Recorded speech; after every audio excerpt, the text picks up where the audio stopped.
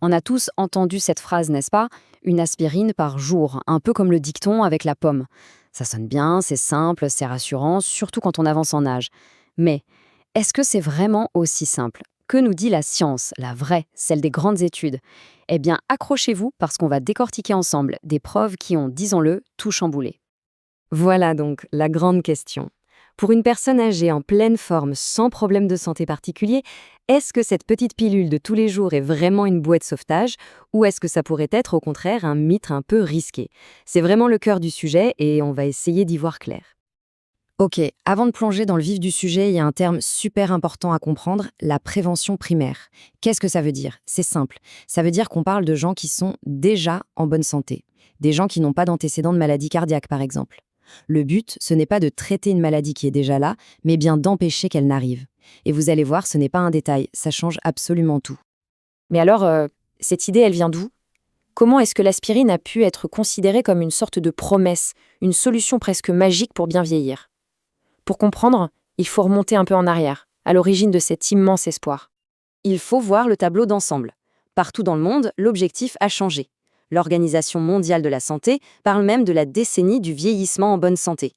L'idée, ce n'est plus juste d'ajouter des années à la vie, mais bien d'ajouter de la vie aux années. On veut augmenter ce qu'on appelle l'espérance de vie en bonne santé. Bref, vivre longtemps, oui, mais surtout vivre bien. Et c'est là que l'aspirine entre en scène. Sur le papier, c'était la candidate idéale. Imaginez, pas cher, facile à trouver, un médicament qu'on connaît depuis des lustres. En plus, des études en labo montraient même qu'elle pouvait avoir des effets anti-vieillissement sur les cellules. Franchement, l'idée d'une petite pilule toute simple pour résoudre un problème aussi complexe, c'était presque trop beau pour être vrai, non? Bon, les promesses, c'est bien beau, mais en science, il faut des preuves, des vraies. C'est pour ça qu'une étude absolument gigantesque a été mise sur pied, son nom, l'essai Aspris. Et son but était très clair, avoir enfin une réponse définitive. Une bonne fois pour toutes, savoir si oui ou non, l'aspirine aide les personnes âgées en bonne santé.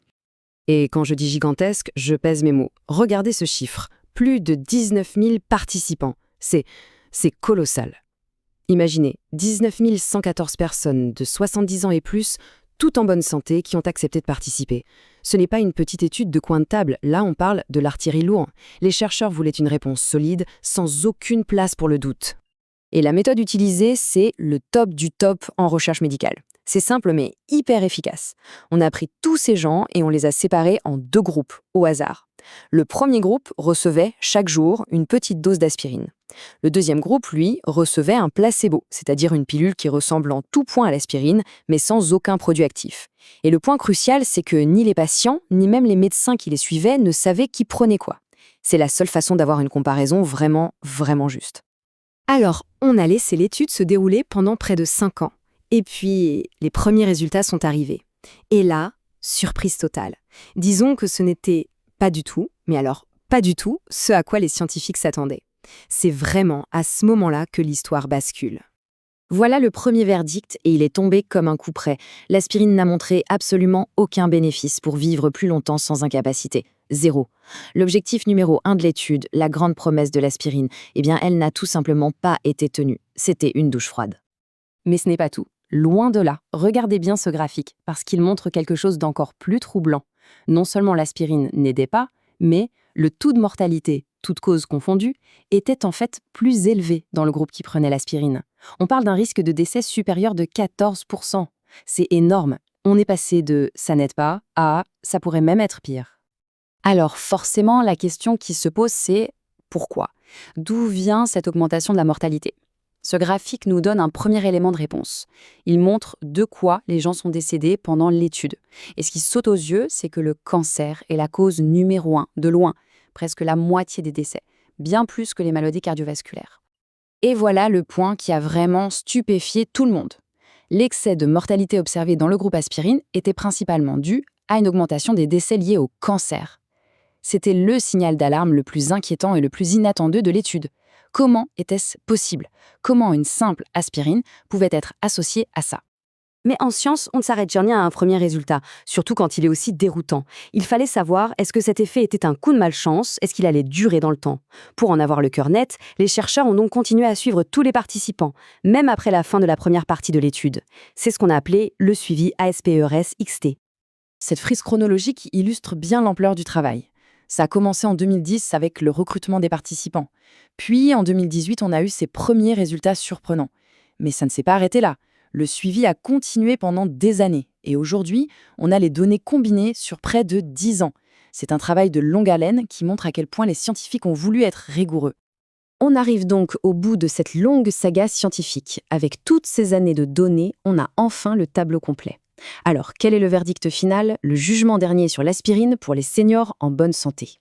Ce tableau résume tout. C'est la conclusion, noir sur blanc, après 10 ans de suivi. Premièrement, est-ce que l'aspirine aide à vivre plus longtemps sans démence ou handicap majeur? La réponse est non. Aucune différence. Deuxièmement, le risque de mourir d'un cancer. Il reste légèrement plus élevé de façon persistante. Et troisièmement, un point qui devient encore plus clair avec le temps, le risque d'hémorragie grave, de saignement majeur, est lui significativement plus élevé dans le groupe aspirine. Le bilan est donc clairement négatif. Et pour que ce soit bien clair, rien de tel que d'écouter les chercheurs eux-mêmes. Voici leur conclusion. Après tout ce travail, l'aspirine à faible dose ne semble pas efficace pour favoriser une amélioration de la durée de vie en bonne santé chez les personnes âgées initialement en bonne santé. C'est dit de façon très scientifique, mais le message est limpide. Ça ne marche pas. La recommandation finale est donc on ne peut plus claire.